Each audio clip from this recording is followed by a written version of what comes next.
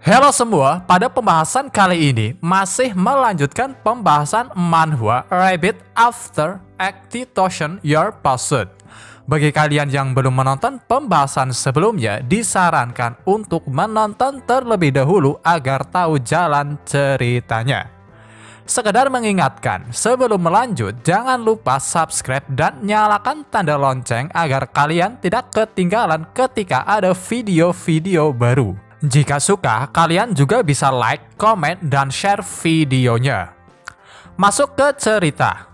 Melanjutkan pembahasan sebelumnya, ketika Lin Yu pergi keluar secara diam-diam, Yang Shen mengikutinya. Namun itu bukan bentuk aslinya, melainkan hanyalah avatar eksternal yang sengaja dibuat semata-mata untuk mencari dan mengumpulkan bukti pelanggaran Lin Yu terhadap aturan sekte. Yang Shen sendiri tidak menyangka karena ketika dia baru saja memulainya bisa mendapatkan keuntungan seperti itu. Tetapi yang pasti dia sangat penasaran apa yang dimaksud dengan ciptaan yang dibicarakan oleh Lin Yu. Lin Yu akhirnya sampai di sebuah gua di gunung belakang sekte. Dia terlihat sangat senang melihat pohon di depannya yang sudah berbuah setelah dirawat selama bertahun-tahun. Itu ternyata ciptaan yang dia bicarakan sebelumnya, rencana rahasia yang telah dia siapkan. Tangannya pun terulur untuk mengambil buah tersebut, namun dia segera membatalkannya dan memutuskan untuk menunggu beberapa hari lagi setelah buahnya benar-benar matang. Lin Yun yang mulai memperkirakan masa depannya sendiri yakin bahwa ketika dia mengambil buah tersebut, maka di sekte Yunhai tidak akan ada yang bisa menandinginya lagi. Yang Shen, Penatua Agung, dan Shuro semuanya akan mati. Mereka semua akan mati di tanganku, teriak Lin Yu dengan wajah kemenangannya. Setelah Lin Yu pergi, Yang Shen segera masuk ke dalam gua. Dia tidak menyangka Lin Yu ternyata sedikit cerdik karena berhasil menyembunyikan gua menggunakan formasi array magish, meskipun bagi Yang Shen formasi tersebut terlalu mudah. Fokus ke tanaman, Yang Shen dibuat terkejut karena dia tidak menyangka ternyata tanaman yang telah dirawat oleh Lin Yu adalah pohon Bodhi. Yang Shen tahu bahwa pohon Bodhi adalah dewa langit dan bumi. Buah yang dihasilkan mengandung kekuatan spiritual yang sangat kuat. Setelah diambil, dapat langsung untuk berkultivasi dan bakatnya akan berubah.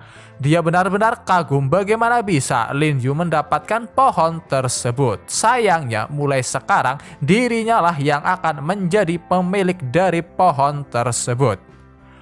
Mengambil pohon Bodhi, Yang Shen segera mencari tempat yang aman untuk menanamnya kembali. Tak butuh lama dia sampai di sebuah tempat di atas tebing yang menurutnya ideal untuk menanam pohon Bodhi. Setelah buahnya sepenuhnya matang, Yang Shen berniat menggunakannya untuk menerobos ke ranah Wusheng Real atau Martial Shen Real. Setelah mencapainya akan diteruskan dengan perjalanan menuju ke Zhongzhou yang mana itu merupakan kampung halamannya dulu dan juga tanah kelahiran Permaisuri Hingshen, istri masa lalunya. Sehingga Yang Shen sangat menantikan bagaimana ekspresi yang akan dibuat Hingshen ketika melihat bahwa dirinya telah kembali. Apakah kau sudah gila? Kenapa kau berbicara dengan sebuah pohon? Ucap sebuah suara dari belakang yang benar-benar membuat Yang Shen sangat terkejut. Berbalik ke sumber suara, ternyata itu adalah seorang gadis kecil yang sedang memegang ayam goreng di tangannya. Namun yang aneh, Yang Shen sama sekali tidak bisa merasakan keberadaan apapun ketika gadis tersebut mendekat. Keterkejutan Yang Shen tak berhenti di situ karena ternyata gadis tersebut mengetahui namanya dan ketika ditanya dia hanya menjawab, "Kau tak perlu tahu bagaimana aku mengetahuinya. Ayo cepat ikuti aku." "Kita mau kemana?" tanya Yang Shen. Mengapa kau banyak sekali bertanya? Kita akan pergi ke tempat kakekku karena dia mengatakan bahwa kau adalah pria yang bisa mengemban tanggung jawab yang besar. Singkat cerita, karena Yang Shen masih saja terus mengajukan beberapa pertanyaan, membuat gadis tersebut sedikit kesal dan akhirnya secara paksa dia menarik tangannya dan terbang ke atas langit. Yang Shen lagi-lagi dibuat tercengang karena dia tidak menyangka gadis sekecil itu ternyata di ranah Wusheng Real. Dalam perjalanan, mereka sedikit mengobrol yang mana sang gadis sedikit mengeluh karena Yang Shen berat. Melihat pulau melayang tempat tujuan mereka membuat Yang Shen melebarkan matanya. Dia hanya bisa bertanya-tanya, siapa sebenarnya kakek dari gadis kecil ini yang benar-benar dapat memindahkan pulau di daratan ke atas langit dan dijadikan sebagai tempat tinggal. Setelah mendarat, sang gadis terlihat sedikit kelelahan. Adapun Yang Shen, dia mulai mengamati sekitar yang membuatnya benar-benar sangat terkagum karena dia bahkan belum pernah melihat pemandangan seperti itu selama 80.000 tahun yang lalu. Tiba-tiba datang seekor beruang. Dengan segera Yang Shen mengeluarkan pedang iblisnya untuk melawan beruang tersebut. Tetapi dia dicegah oleh sang gadis yang mengatakan bahwa beruang yang datang adalah Dahai, teman baiknya dan juga kepala pelayan dari keluarganya. Itu benar-benar membuat Yang Shen hanya bisa bingung di saat beruang tersebut berhenti tepat di depan mereka. Jadi kau orang yang disukai, Master. Aku sudah lama menunggu, ayo cepat ikut denganku, kata beruang Dahai. Setelah itu, Yang Shen mengikuti beruang Dahai yang membawa sang gadis di pundaknya. Melihat bahkan binatang buas dijinakan, menambah rasa penasaran pada kakek gadis tersebut. Yang Shen dibawa ke sebuah air terjun, tempat di mana kakek dari gadis kecil tersebut berada. Sang kakek sedang memegang sebuah cangkang kura-kura emas sebelum dia menjatuhkannya, dan melihat cangkang hancur berserakan, sang kakek hanya membuat ekspresi kagum saat dia berkata, "Heksagram yang bagus," sebelum dia berdiri dan mendekat lalu mengamati Yang Shen. Mencoba bertanya apa bagusnya heksagram itu, menatap ke arah Yang Shen, sang kakek menjelaskan bahwa dia baru saja menghitung pernikahan untuk cucu perempuannya. Dari ramalan langit dan bumi dikatakan bahwa ada seorang anak laki-laki berusia 19 tahun yang tampan akan datang untuk menikahi cucu perempuannya yang berharga, dan itu benar-benar datang. Seketika Yang Shen hanya bisa membuat ekspresi datar. Dia hanya bisa berpikir, orang tua ini sangat tidak sopan. Sebenarnya berapa usia cucunya sampai-sampai dia tiba-tiba mulai membicarakan tentang pernikahannya. Gadis kecil yang ternyata bernama Xiao Yu segera menegur kakeknya untuk menghentikan semua itu, kalau tidak dia akan marah. Mengelus kepala cucunya, sang kakek mulai merengek seperti anak kecil. "Xiao Yu, aku lakukan ini demi kebaikanmu. Kakekmu ini sudah tidak mempunyai waktu yang banyak. Jika aku bisa melihatmu menikah sebelum mati, maka aku bisa mati tanpa penyesalan." Mendengar itu, Yang Shen menjadi paham. Ternyata itu alasan mengapa sang kakek ingin menikahkan cucunya begitu cepat. Tetapi di sisi lain, Xiao Yu membuat ekspresi kesal karena dia menganggap kata-kata kakeknya hanyalah sebuah omong kosong, sebab sang kakek telah mengatakan itu selama ratusan tahun dan nyatanya masih hidup sampai saat ini. Tentunya Yang Shen yang mengira bahwa Xiao Yu adalah anak kecil yang belum cukup umur untuk menikah benar-benar terkejut setelah mendengar percakapan mereka berdua. Adapun sang kakek, dia langsung memukul kepala cucunya karena telah membuat aktingnya gagal total. Xiao Yu yang dipukul akhirnya ngambek dan memutuskan pergi untuk bermain dengan beruang Dahai. Dengan senyum di wajahnya, sang kakek segera meminta maaf dengan leluconnya. Tetapi dia menegaskan bahwa cucunya sudah cukup umur untuk menikah, sehingga Yang Shen setidaknya untuk mempertimbangkan itu kembali. Dengan sikap hormat, Yang Shen lantas bertanya jika alasan dia dipanggil hanya untuk membicarakan tentang masalah itu, maka dia ingin pergi. Tetapi tiba-tiba kakek berkata, "Kenapa kau sangat terburu-buru? Kau adalah orang yang telah hidup selama puluhan ribu tahun, jadi kenapa kau tidak memiliki kesabaran sama sekali?" Mengeluarkan pedang iblisnya, Yang Shen langsung mengarahkannya ke arah kakek dan bertanya, "Siapa kau sebenarnya?" Tanpa memperkenalkan dirinya, sang kakek hanya menjelaskan bahwa dia tidak mempunyai niat buruk. Namun kata-kata selanjutnya benar-benar membuat Yang Shen sangat-sangat terkejut karena sang kakek menyebut namanya menggunakan nama masa lalunya saat masih menjadi Kaisar Bintang Xing Shen. "Bagaimana kamu tahu siapa aku? Pak Tua, siapa kau sebenarnya?" teriak Yang Shen. "Aku telah menyaksikan banyak hal dari era ini maupun dari era sebelumnya. Aku tahu segalanya di dunia ini. Kau bisa memanggilku Gu Tianji," jawab sang kakek. Yang Shen lagi-lagi dibuat terkejut dan segera memberi hormat karena sebenarnya Gu Tianji merupakan senior Yang Shen di kehidupan masa lalunya, sehingga tak heran beliau mengetahui tentang identitasnya.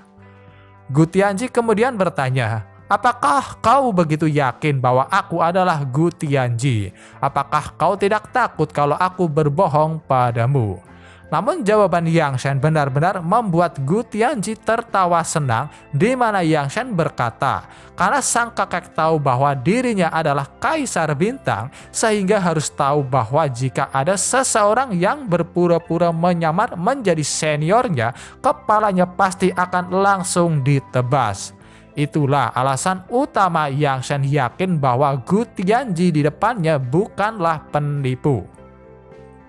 Untuk sementara waktu, mereka berdua membicarakan tentang kilas balik di masa lalu, di mana ketika Yang Shen masih muda, dia sangat mengagumi Gu Tianji yang seorang kaisar, orang terkuat di zaman itu, yang bahkan dengan mudah bisa membunuh keempat kaisar lainnya. Sampai sekarang Gu Tianji masih menjadi sosok kaisar agung di dalam hati Yang Shen. "Sekarang aku bukan lagi yang terkuat," ucap Gu Tianji. Setelah itu dia menunjukkan buktinya dengan membuka bajunya, yang mana tubuhnya sekarang hanya tinggal tersisa tulang belulang. Ditanya apa yang sebenarnya telah terjadi, Gu Tianji segera menceritakannya. Tetapi pertama-tama dia bertanya pada Yang Shen, "Apakah kau ingat 100.000 tahun yang lalu ketika orang tua ini menghilang?" Yang Shen sendiri ingat bahwa setelah Gu Tianji menghilang 100.000 tahun yang lalu mengakibatkan kekacauan. Setelah generasi muda meredam kekacauan 80.000 tahun yang lalu, Yang Shen telah mencari Gu Tianji berkali-kali tetapi selalu gagal dan tanpa hasil.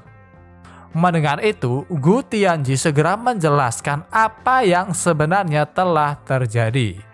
Dikatakan bahwa 100.000 tahun yang lalu, dia bersama dengan beberapa kaisar dan orang kuat lainnya datang ke suatu tempat.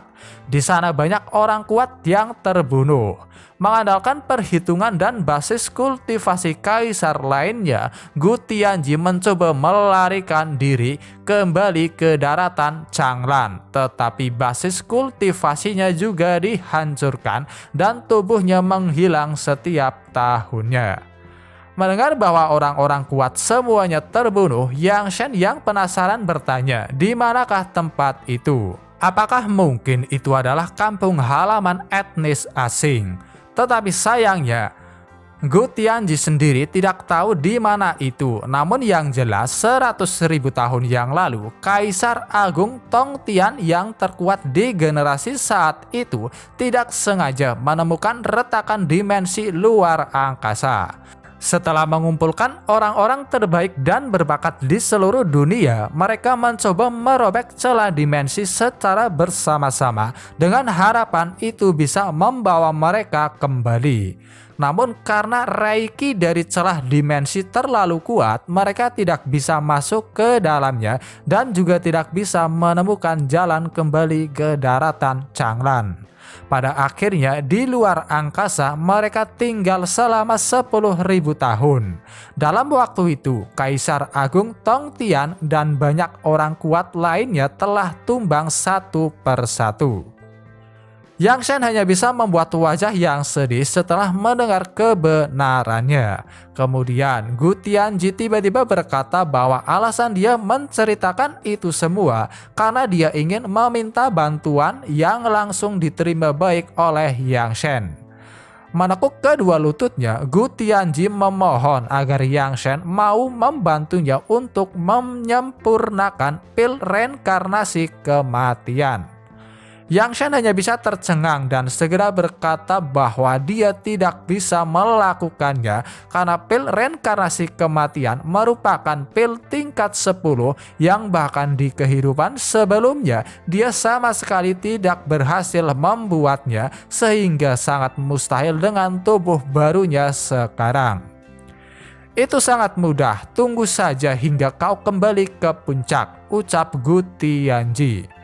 Tak hanya itu, Gu Tianji bahkan menjelaskan bahwa permintaannya bukan hanya untuk dirinya saja, tetapi juga untuk orang-orang kuat 100.000 tahun yang lalu yang ternyata tak hanya Gu Tianji, namun beberapa orang lainnya berhasil lolos dan saat ini mereka bersembunyi di daratan menunggu kesempatan mereka kembali ke puncak. Meskipun ingin membantu, Yang Shen dengan jujur mengatakan sekarang dia bukan orang yang kuat seperti dulu. Untuk meningkatkan kultivasi saja sangat sulit sehingga bagaimana bisa dia menerima tugas besar seperti itu. Tiba-tiba Gu Tianji membuat sebuah penawaran. Jika Kaisar bersedia membantuku, orang tua ini bersedia menghabiskan sisa 50 tahun untuk mengikuti Kaisar dan membantu Kaisar kembali ke puncak. Tak langsung menerimanya, Yang Shen menebak mungkin alasan Gu Tianji masih hidup sampai sekarang itu berkat Pulau Melayang ini yang memiliki kekuatan spiritual anomia yang dapat menunda vitalitasnya sehingga jika Gu Tianji meninggalkan pulau maka akan merugikan dirinya sendiri. Menjawab kecemasan Yang Shen, Gu Tianji berkata bahwa itu tidak masalah karena dia memiliki metode rahasia yang bisa meningkatkan vitalitas. Dia bisa mengikuti dengan kondisi seperti hantu, sehingga dengan cara tersebut dirinya mampu mempertahankan hidupnya selama 10 tahun. Tanpa pikir panjang, Yang Shen segera menerima permintaan Gu Tianji. Selain itu, meskipun basis kultivasi Gu Tianji sudah tidak ada lagi, tetapi 100.000 tahun yang lalu dia adalah orang yang sangat kuat, sehingga pasti akan sangat membantu di masa depan. Mengubah topik pembicaraan, Yang Shen mencoba bertanya pada Gu Tianji apakah beliau tahu mengapa 80.000 tahun yang lalu istrinya Hing Shen Xianu bekerja sama dengan Kaisar Jingxin untuk melukai dirinya. Mendengar itu, Gu Tianji dibuat tercengang untuk sepersekian detik sebelum dia meminta maaf karena terkait masalah itu dia tidak bisa mengatakannya. Masalah ini sangat penting, ini di luar jangkauanmu dan aku. Apalagi mengetahui hal itu tidak akan baik untukmu, ucap Gu Tianji. Dengan Gu Tianji yang benar-benar menutup rapat informasi tersebut, Yang Shen yakin bahwa sepertinya dirinya telah dijebak dan pasti ada rahasia lain yang disembunyikan. Meskipun tak mengatakan alasannya, Gu Tianji sedikit memberikan informasi di mana yang pasti terkait kejadian 80.000 tahun yang lalu Yang Shen sedang diincar oleh seseorang. Yang pasti orang tersebut sangat kuat, jauh lebih kuat dari yang bisa Yang Shen bayangkan. Gu Tianji bahkan yakin jika dia dan Yang Shen di saat jayanya bersatu masih belum cukup untuk bisa menahan 10 gerakan darinya. Mendengarnya, Yang Shen seakan tidak percaya bahwa ada orang sekuat itu di daratan Shanglan. Gu Tianji lalu berkata bahwa prioritas utama Yang Shen saat ini adalah kembali ke puncak sesegera mungkin karena mereka tidak memiliki banyak waktu yang tersiksa. Ditanya apa maksudnya, Gu Tianji lalu menjelaskan bahwa beberapa hari yang lalu dia telah meramal menggunakan metode heksagram dengan seluruh energinya dan itu menunjukkan bahwa dalam waktu 10 hingga 20 tahun ke depan daratan Shanglan akan mengalami trauma atau bencana besar yang belum pernah terjadi sebelumnya.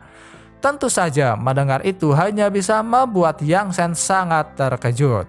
Terkait masalah itu juga yang membuat Gu Tianji bertekad bahwa dia memutuskan untuk membantu Yang Shen kembali menjadi seorang kaisar yang kuat dalam waktu 10 tahun.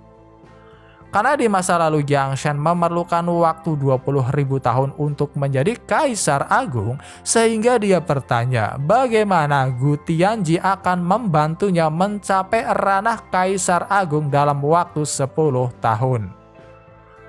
Kaisar, aku berani mengatakan seperti itu. Tentu saja aku sangat yakin, jawab Gu Tianji. Namun dia memprioritaskan agar Yang Shen segera mencapai ranah Wu Shengri terlebih dahulu. Dan karena buah bodi belum tersedia, mereka akan menggunakan cara lain. Dalam beberapa hari akan menjadi penyatuan 3 sekte, yaitu sekte Yunhai, Kaishan, dan Tiangang. Yang terkuat bisa mendapatkan segel leluhur Yunhai. Dengan segel tersebut, maka Yang Shen akan mendapatkan kekuatan untuk masuk ke ranah Wu Shengri. Ketika Yang Shen melangkah ke ranah Wu Shengri, barulah Gu Tianji bisa pergi keluar dan berlatih, dan pada saat itu juga dia akan meninggalkan tubuhnya dan bergerak maju bersama. Yang Shen sangat senang mendapatkan arahan seperti itu. Dia berjanji ketika kembali ke puncak itu juga akan menjadi hari di mana Gu Tianji akan dihidupkan kembali. Tiba-tiba Xiaoyu berlari mendekat dengan ekspresi panik karena tubuhnya merasa sangat kedinginan. Sebelum sampai, Xiaoyu terjatuh lemas tak berdaya yang membuat Gu Tianji khawatir karena ternyata penyakit cucunya kambuh terlalu cepat. Karena penasaran, Yang Shen mencoba bertanya ada apa sebenarnya yang telah terjadi dengan Xiaoyu. Ternyata sejak kecil Xiaoyu telah mengidap penyakit aneh, yaitu tubuhnya yang tiba-tiba menjadi dingin. Karena sekarang siklus kambuh penyakitnya semakin pendek, bahkan pil anti dingin buatan Gu Tianji hampir tidak berguna. Menyentuh tangan Xiaoyu yang benar-benar dingin, Yang Shen berniat memeriksanya menggunakan Reiki agar bisa melihat penyebabnya. Namun itu benar-benar membuat Yang Shen terkejut dan segera bertanya, "Senior Gu, apa yang ada di dalam tubuh Xiaoyu? Dia bukanlah manusia." Gu Tianji menjelaskan bahwa Xiaoyu sebenarnya bukan cucu kandungnya. Dia menemukan Xiaoyu di Pulau Melayang. Xiaoyu terlahir dengan bakat bertarung yang bahkan di usia 3 tahun bisa menghadapi beruang dan mendominasi pulau ini pada usia 10 tahun. Kembali ke masalah saat ini. Singkat cerita, karena dengan kemampuan Gu Tianji sekarang mustahil baginya menyembuhkan Xiaoyu, Yang Shen menawarkan bantuan untuk membantu Xiaoyu menyingkirkan hawa dinginnya meskipun itu hanya sementara. Seperti adegan-adegan pengobatan cerita kultivasi pada umumnya menggunakan jarum perak, Yang Shen mulai menusuk di sana dan sini sampai akhirnya hawa dingin di tubuh Xiaoyu menghilang. Yang Shen menjelaskan bahwa untuk saat ini seharusnya hawa dingin Xiaoyu tidak akan kambuh lagi dalam waktu setengah tahun. Untuk bisa sepenuhnya menyembuhkan Xiaoyu, Yang Shen memberikan saran agar itu harus dimulai dengan sumber dari pengalaman hidupnya. Meskipun dengan keadaan mereka saat ini, itu tidak mungkin bisa dilacak untuk sementara waktu. Gu Tianji segera menyuruh beruang Dahai untuk membawa Xiaoyu kembali ke rumah dan merawatnya. Karena masalah Xiaoyu tidak terlalu mendesak, Gu Tianji berkata bahwa prioritas pertama mereka saat ini adalah meningkatkan kultivasi Yang Shen secepat mungkin, sehingga dalam kompetisi 3 sekte yang akan datang, Yang Shen harus mendapatkan segel leluhur Yunhai untuk menambah hasil kesuksesannya. Sebelum kompetisi dimulai, Gu Tianji menyarankan agar Yang Shen berlatih di tempat ini dengan bantuannya. Mungkin baru menyadarinya, Yang Shen benar-benar dibuat terkejut karena ternyata air terjun yang selama ini dia lihat adalah air terjun spiritual yang mana setiap tetes airnya mengandung kekuatan spiritual. Dengan suasana hati yang senang, Yang Shen mulai mendekat ke air terjun karena dia ingin di tempat ini bisa menerobos ke puncak ranah Great Martial Art Master. 3 hari berlalu dengan cepat. Akhirnya acara yang dinantikan akan segera dimulai. Dapat terlihat orang-orang dari sekte Tiangang datang dengan menaiki seekor burung dapeng. Ketua sekte Tiangang yaitu Xu Xian membawa murid andalannya, murid dalam bernama Yi Peng yang akan mewakili mereka. Datang dengan menaiki dapeng, tampaknya hari ini sekte Tiangang memiliki momentum yang cukup kuat, ucap Yang Shen ketika dia menghampiri Shuro. Hilang beberapa hari dan baru muncul membuat Shuro sedikit senang. Dia lalu segera menjelaskan bahwa sebenarnya burung dapeng adalah tunggangan dari murid dalam Yi Peng. Itu juga yang membuat Yi Peng disebut dengan nama Tuan Dapeng karena kemanapun dia pergi pasti menaiki burung tersebut. Mendengar itu, Yang Shen semakin tertarik dengan Yi Peng. Ditambah Shuro juga menjelaskan bahwa Yi Peng bukanlah lawan yang mudah ditangani. Dia adalah orang yang telah memasuki tahap tengah Great Martial Art Master dan akan segera memasuki ranah Wu Shengril, sehingga jika ingin memenangkan segel leluhur Yunhai, Yi Peng mungkin akan menjadi musuh terkuat. Tak butuh lama, rombongan dari sekte Kaishan datang dengan menaiki pedang. Shibing atau Zhang Xialin yang memimpin kelompok segera menyapa Xu Xian. Zhang Xialin, kenapa kau kesini? Tanya Xu Xian.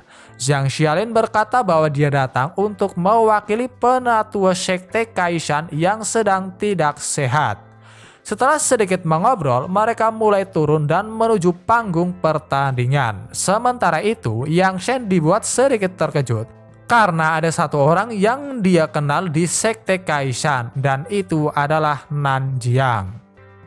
Duduk di kursi yang telah disediakan, Nanjiang tiba-tiba menengok ke arah kanan dan kiri karena dia merasa ada seseorang yang sedang memperhatikannya dan tatapan tersebut terasa sangat familiar baginya. Namun junior yang bertugas mengawasinya berkata bahwa tidak mungkin ada orang dari sekte Yunhai yang mengenalinya. Mendengar ada sedikit keributan, Zhang Xialin segera menengok ke belakang dan menegur Nanjiang dan sang junior agar diam dan fokus untuk menjalankan rencana yang telah mereka buat. Adapun Yang Shen, dia hanya bisa penasaran mengapa Nanjiang bergabung dengan sekte Kaishan. Ditambah dia juga terlihat seperti orang yang berbeda. Akhirnya penatua atau Patrick sekte Yunhai masuk ke atas arena dan menyambut para tamu yang telah datang untuk ikut berpartisipasi. tahu bahwa Yang Shen baru pertama kali melihat langsung penatua, Shuro menjelaskan bahwa beliau adalah tetua sekte mereka, Li Yuntian, yang saat ini berada di ranah Wusheng-rile. Alasan baru muncul karena penatua biasanya menutup diri dan hanya keluar di momen yang penting saja. Adapun murid yang dibawa oleh penatua Li Yuntian, Shuro menjelaskan bahwa itu adalah murid utama Xiao Fan yang akan mewakili sekte Yunhai. Dengan bangga, Shuro memamerkan bakat Xiao Fan yang saat ini telah mencapai tingkat tengah The Great Martial Art Master dengan usianya yang masih muda. Mendengar itu dengan ekspresi bosannya, Yang Shen hanya menjawab lumayan, yang membuat Shuro seketika merasa malu karena dia baru ingat bahwa bakat Yang Shen lebih menakjubkan ketimbang milik Xiao Fan. Kembali ke atas panggung, Li Yuntian terus memberikan kata-kata sambutannya. Setelahnya dia mulai menjelaskan aturan dari kompetisi, di mana hanya ada satu aturan, yaitu setiap peserta hanya perlu mengalahkan lawan di atas arena sampai tidak ada yang bisa menantangnya lagi. Mudahnya, jika Xiao Fan bisa mengalahkan setiap lawan yang dia tantang dan yang menantangnya sampai tidak ada lagi yang maju, maka dialah yang menjadi pemenangnya. Untuk hadiahnya sendiri seperti yang telah dikatakan Gu Tianji sebelumnya, yaitu kesempatan untuk memahami segel leluhur Yunhai. Xu Xian, tetua sekte Tiangang, mencoba bertanya pada Yi Peng apakah dia yakin bisa menang. Memenangkan kejuaraan di antara kelompok semut ini semudah mencari sesuatu di dalam kantong, ucap Yi Peng dengan sikap yang penuh percaya diri. Awalnya Yi Peng sedikit tertarik dengan Gudong dari sekte Kaishan, tetapi dia tidak menyangka bahwa Gudong telah mati oleh kekaisaran Xingfeng, sehingga dia merasa dalam kompetisi ini tidak ada lawan yang harus dikhawatirkan. Xu Xian sangat senang mendengar kabar baik tersebut karena jika Yi Peng berhasil mendapatkan segel leluhur Yunhai dan berhasil menerobos, maka sekte Tiangang akan memiliki dua ahli di ranah Wusheng-rile. Singkat cerita, akhirnya Li Yuntian mengumumkan bahwa kompetisi besar secara resmi dimulai. Setelah dia meninggalkan panggung arena, Xiao Fan dengan segera menantang lawan yang ingin bertarung dengannya. Seorang pria dengan kapak besar meluncur ke arena menanggapi tantangan Xiao Fan. Dia ternyata berasal dari sekte Kaishan yang dengan bangganya yakin bisa menghajar Xiao Fan. Sayangnya, ketika dia mencoba melancarkan serangan pertamanya, dengan mudah Xiao Fan menendangnya keluar dari arena. Merasa tidak puas, Xiao Fan sedikit mengeluh pada Zhang Xialin apakah sekte Kaishan telah meremehkan dirinya sampai-sampai mengirim orang yang tak dikenal. Tanpa rasa kesal sedikit pun, Zhang Xiaolin berkata bahwa Man Zhuang, pria kapak sebelumnya, sudah menjadi murid terbaik di sekte Kaishan. Tetapi melihat dia dengan mudah dikalahkan, Zhang Xiaolin mengakui kehebatan sekte Yunhai dan mengakui kekalahan sekte Kaishan. Seketika pandangan orang-orang terhadap sekte Kaishan benar-benar berubah. Yang awalnya merasa kagum, sekarang mereka merasa kasihan karena tampaknya dengan kematian Gudong telah memberikan pukulan besar bagi sekte Kaishan. Dari pihak sekte Tiangang, Xu Xian hanya bisa dibuat bingung karena sikap sekte Kaishan tidak seperti yang biasanya. Yi Peng mencoba memberikan pendapat yang mana menurutnya sekte Kaishan tampaknya sudah tahu bahwa mereka tidak akan mempunyai harapan lagi, sehingga langkah terbaik adalah menyerah dan menghemat tenaga mereka. Bisa dikatakan itu lebih baik daripada mencoba dan pada akhirnya putus asa. Setuju dengan pemikiran muridnya, Xu Xian segera memintanya untuk naik ke atas panggung dan menyelesaikan kompetisi membosankan ini secepat mungkin. Tanpa penolakan, Yi Peng segera naik ke atas panggung untuk menghadapi Xiao Fan. Walaupun semua orang menganggap bahwa sikap Sekte Kaishan adalah hal yang biasa, tetapi ada satu orang yang benar-benar curiga, dan itu tak lain adalah Yang Shen. Dia sangat curiga ada yang tidak beres karena meskipun kalah, Zhang Xialin sama sekali tidak menunjukkan rasa frustasi. Merangkum semua itu dengan adanya arai pengumpul roh yang ditemukan sebelumnya hanya bisa membuat Yang Shen terkejut karena pasti semua itu terhubung satu sama lain. Sebelum pertandingan dimulai, Yi Peng memberikan salam hormat pada Xiao Fan. Xiao Fan juga terlihat sangat antusias karena dia segera menghunus pedangnya. Melihat sikap percaya diri Xiao Fan, Yi Peng sedikit mentertawakannya karena 2 tahun yang lalu ketika mereka bertarung, Xiao Fan benar-benar dikalahkan olehnya.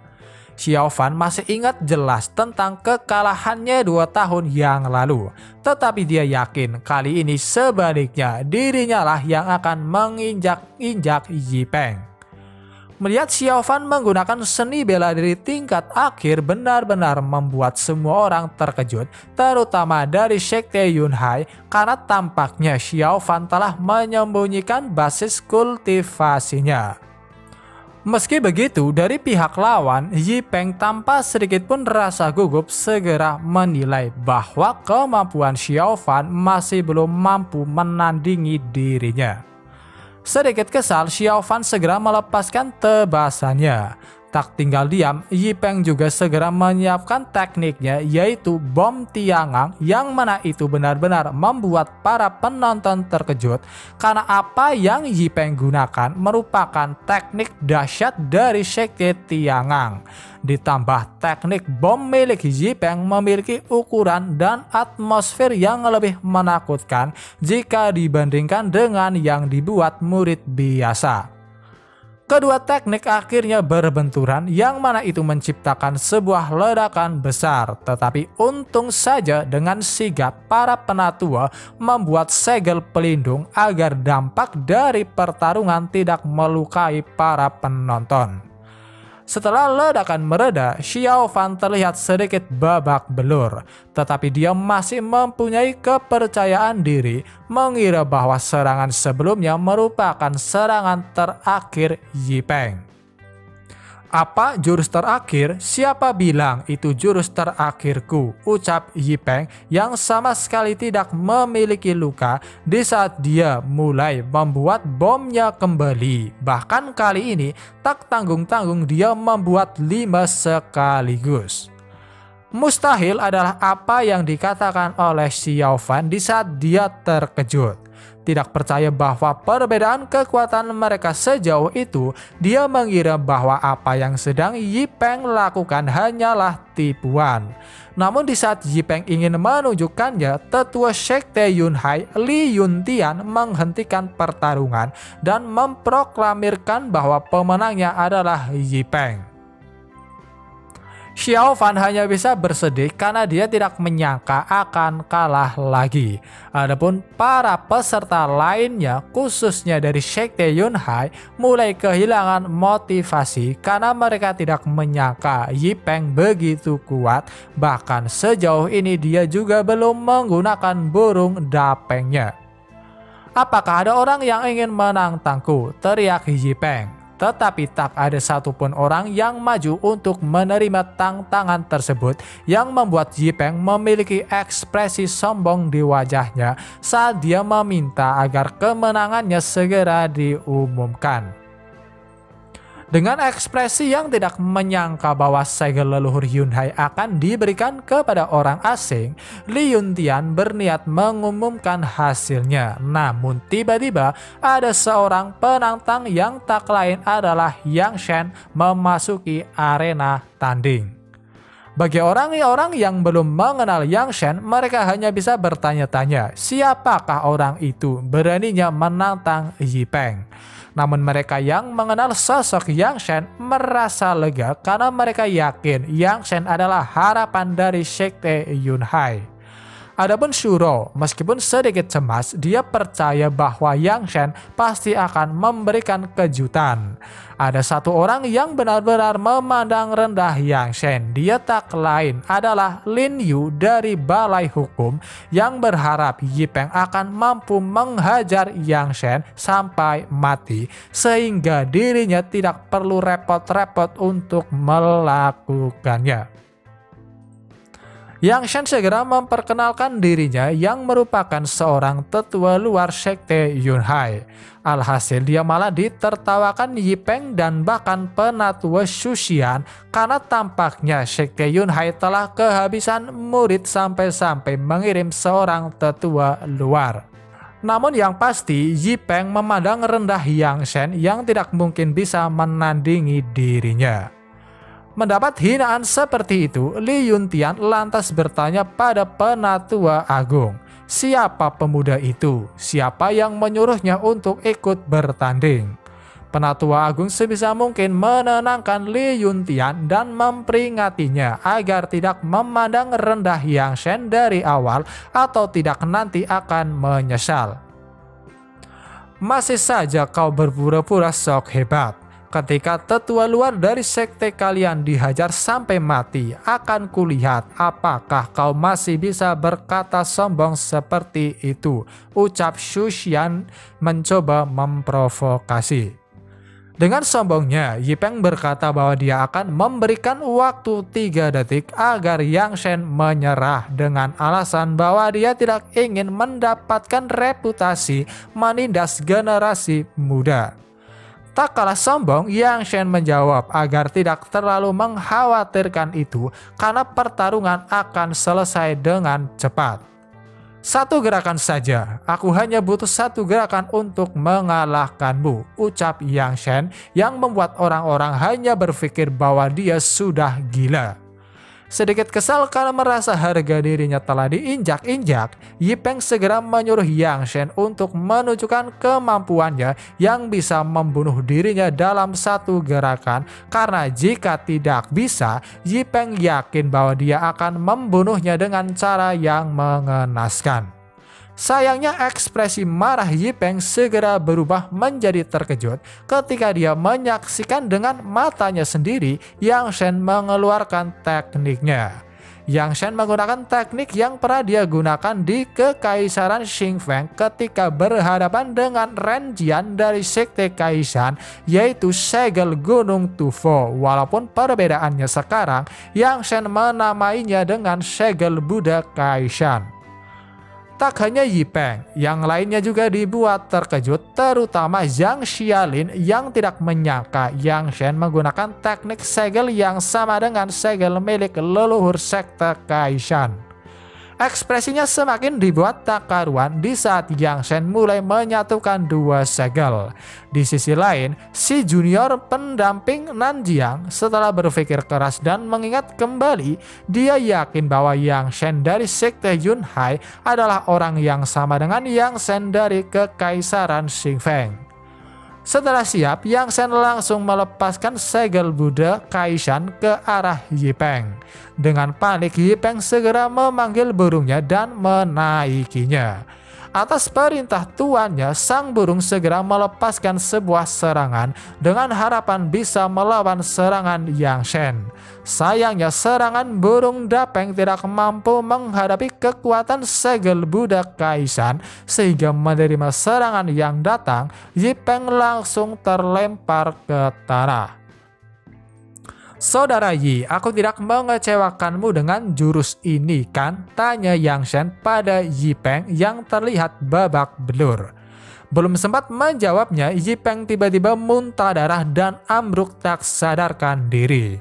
Orang-orang yang awalnya menghina hanya bisa terdiam karena mereka tidak menyangka Yang Shen benar-benar bisa mengalahkan Yi Peng dengan 1 serangan. Mereka yakin mungkin Yang Shen saat ini adalah orang terkuat dari 3 generasi muda yang pastinya setelah pertandingan usai namanya akan terkenal di Xinjing Selatan. Berbeda dengan Lin Jun yang tercengang dengan rasa kesal, Shuro terlihat sangat senang dengan kejutan yang telah dia nanti-nantikan. Adapun di pihak Sekte Kaisan, Zhang Xiaolin hanya bisa penasaran mengapa teknik segel milik Yang Shen jauh lebih kuat daripada sektenya. Menerima informasi bahwa Yang Shen di depan adalah orang yang sama yang telah membunuh Jiang Yu, Ren Jian, dan bahkan mungkin Gudong hanya bisa membuatnya benar-benar terkejut. Penatua, pria ini memiliki bakat dan kekuatan yang luar biasa. Dia tidak boleh dibiarkan hidup, ucap sang junior. Setuju dengan pemikiran itu, Zhang Xiaolin menenangkan sang junior karena sebenarnya dia telah menyiapkan sebuah rencana dan jika itu berhasil dia yakin dapat membunuh Yang Shen dengan mulus. Oke semua, mungkin cukup sampai di sini dulu video pembahasan kali ini. Terima kasih buat kalian yang sudah menonton dan sampai jumpa lagi di video berikutnya.